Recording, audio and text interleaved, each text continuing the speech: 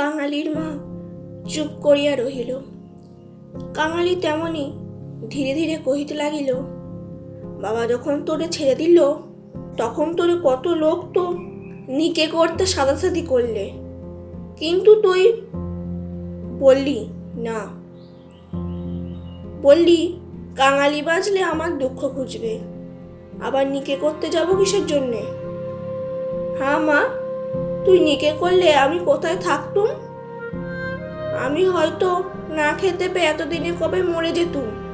মা ছেলেকে দুই হাতে বুকে চাপিয়া ধরিল। বস্তুত সেদিন তাহাকে পরামর্শ কম লোক দেয় নাই, এবং যখন সে কিছুতেই রাজি হইল না তখন উৎপাত উপদ্রব তাহার প্রতি সামান্য হয় নাই। সেই কথা স্মরণ করিয়া অবাগী চোখ দিয়ে জল পড়িতে লাগিল।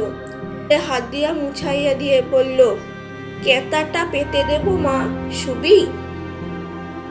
মা চুপ করিয়া রহিল। কাঙালি মাদুর বাতিল, কাঁথা পাতিল, মাচার ওপর হইতে বালিশটা পাড়িয়ে দিয়া হাত ধরিয়া তাহাকে বিছানায় টানিয়া লইয়া যাইতে মা কহিল, কাঙালি, আজ তোর আর কাজে গিয়ে কাজ নেই। কাজ কামাই করিবার প্রস্তাব কাঙালির খুব ভালো লাগিল, কিন্তু কহিল, জলপানির পয়সা দুটো তো তাহলে দেবে না মা? না দিগ্গে, আয় তোকে রূপকথা বলি। আর প্রলুব্ধ করিতে হইল না। কাঙালি তৎক্ষণাৎ মায়ের বুকে ঘেঁষিয়া শুইয়া পড়িয়া কহিল, বলো তাহলে। রাজপুত্তুর কোটাল, পুত্তুর আর সেই পক্ষীরাজ ঘোড়া। অভাগী রাজপুত্র, কোটাল পুত্র আর পক্ষীরাজ ঘোড়ার কথা দিয়া গল্প আরম্ভ করিল। এ সকল তাহার পরের কাছে কতদিনের শোনা এবং কতদিনের বলা উপকথা। কিন্তু মুহূর্ত কয়েক পরে কোথায় গেল তাহার রাজপুত্র, আর কোথায় গেল তাহার কোটাল পুত্র? সে এমন উপকথা শুরু করিল যাহা পরের কাছে তাহার শেখা নয়, নিজের সৃষ্টি।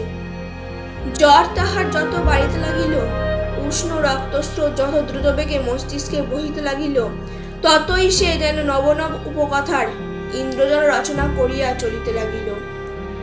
তাহার বিরাম নাই, বিচ্ছেদ নাই।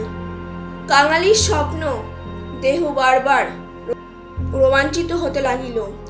ভয়ে বিস্ময়ে পুলকে সে সজোরে মায়ের গলা জড়াইয়া তাহার বুকের মধ্যে যেন মিশিয়া যাইতে চাহিল।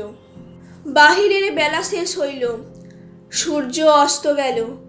সন্ধ্যার ম্লান ছায়া গাঢ়তর হইয়া চরাচর ব্যাপ্ত করিল, কিন্তু ঘরের মধ্যে আজ আর দীপ জ্বলিল না। গৃহস্থের শেষ কর্তব্য সমাধা করিতে কেহ উঠিল না। নিবিড় অন্ধকার, কেবল রুগ্ন মাতার অবাধ গুঞ্জন, নিস্তব্ধতা পুত্রের কর্ণে সুধাবর্ষণ করিয়া চলিতে লাগিল। সেই শ্মশান যাত্রার কাহিনী, সেই রথে, সেই রাঙা পা দুটি, সেই তার স্বর্গে যাওয়া। কেমন করিয়া শোকার্ত স্বামী শেষ পদধূলি দিয়া কাঁদিয়া বিদায় দিলেন। কি করিয়া হরিধ্বনি দিয়া ছেলেরা মাতাকে বহন করিয়া লইয়া গেল। তারপরে সন্তানের হাতের আগুন, সে আগুন তো আগুন নয় কাঙালি, সেই তো হরি। তার আকাশ জোড়া ধুঁয়ো তো ধুঁয়ো নয় বাবা, সেই তো স্বর্গের রথ। কাঙালি চরণ বাবা আমার। কেন মা, তোর হাতের আগুন যদি পাই বাবা, অমন মার মতো আমিও স্বর্গে যেতে পাবো।